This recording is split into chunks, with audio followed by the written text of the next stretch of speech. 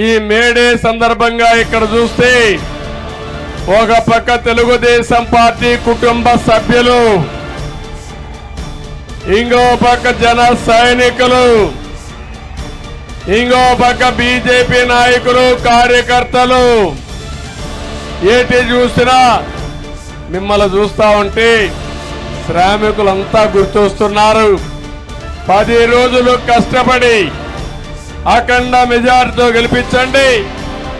ఆ తర్వాత ఈ రాష్ట్ర భవిష్యత్తుని మార్చే బాధ్యత మేము తీసుకుంటామని మీ అందరికీ హామీ ఇస్తున్నా.